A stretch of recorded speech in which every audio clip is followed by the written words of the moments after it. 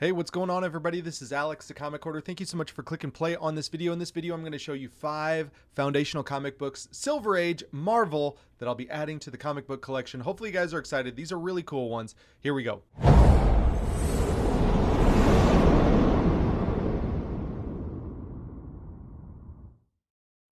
I want to thank the sponsor of this video. It's the Shortboxed app. It's the easiest and safest way to buy and sell comic books online. They've just added raw books. There's a link in the description below to download the app and start shopping or selling today. Thank you guys once again for clicking play on this video, for watching. If you're brand new to the channel, hit that subscription button, hit that bell to be notified when there's future videos. And everybody, if you could take a second just to hit that thumbs up, I really do appreciate it. It means a lot. And if we can get a like goal of 150 within the first 2 days, that would be great. Just wanted to set a nice little like goal. Also, comment down below what you think of these foundational comic books. Now, foundational comic books are books that increase the overall eye appeal of your collection. They increase the overall value of your collection just by having these in there. These are universal keys. These should be recognized by every single comic book collector or any dealer that's looking through your collection. So hopefully you guys are excited about this one. The first one up is Amazing Spider-Man number 38, and this is from July of 1966. It's the very last Steve Ditko on Amazing Spider-Man, and then the next issue, John Romita Sr., the late John Romita Sr. picks up the art on this title and just makes an incredible run on Amazing Spider-Man. This is also a cameo of Mary Jane Watson. When Peter Parker gets home, he enters through the back door, and Aunt May's like, "Hey, there was just a girl here to see you."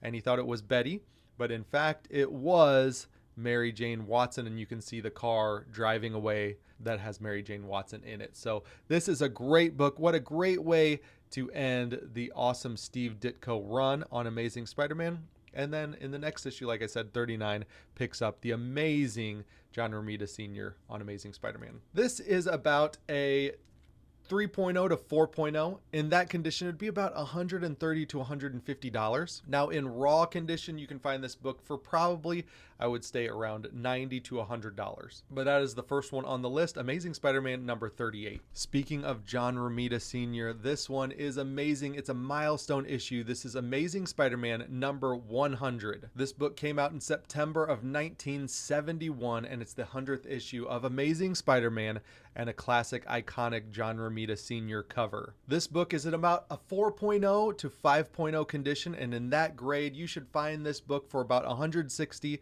to 180 graded. With raw sales, probably about $60 to $80. I would stay around there.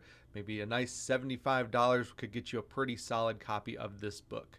This is just one of those classic covers that I always love having in the collection, and happy to add this one to the foundational comic book collection. The next one up is Amazing Spider-Man number 101. This is the first appearance of Morbius, the living vampire, and this one went crazy in 2021.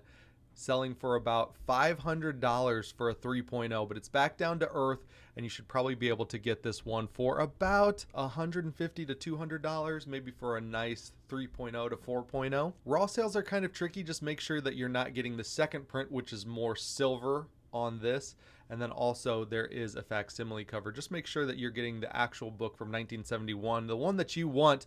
Like I said, it's a little tricky on the pricing, but maybe $100 could get you a pretty solid copy of this one. And this is about that 3.0 condition for this copy. There's a little bit of staining by the staple.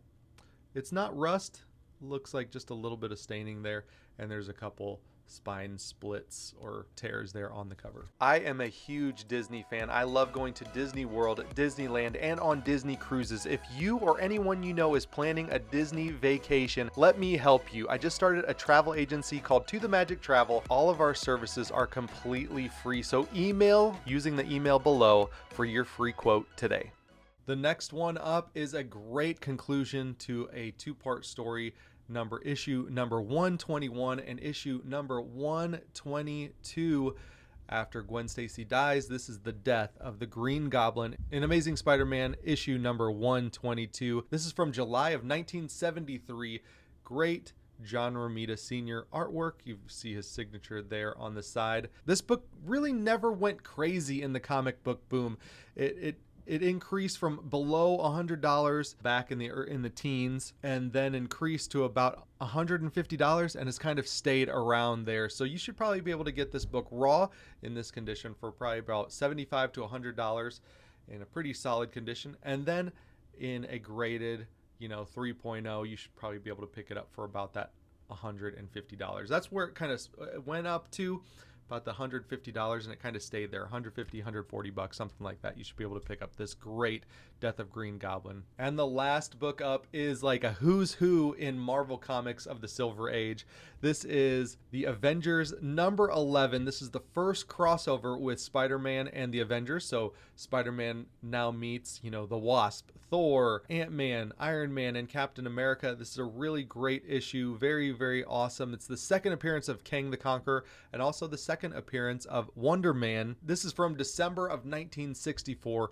What a great comic book. And this one's actually a little bit more expensive than what I thought. In about a 2.0, $180. In a 3.0, all the way up to about $300. So it's just crazy what this book goes for. I was trying to find some raw comparisons to this one, which is about a 2.0 to 3.0, and it was, $150. It's crazy how expensive this one is. Avengers, the first meeting with Spider-Man and the Avengers from 1964. Great book, great keys.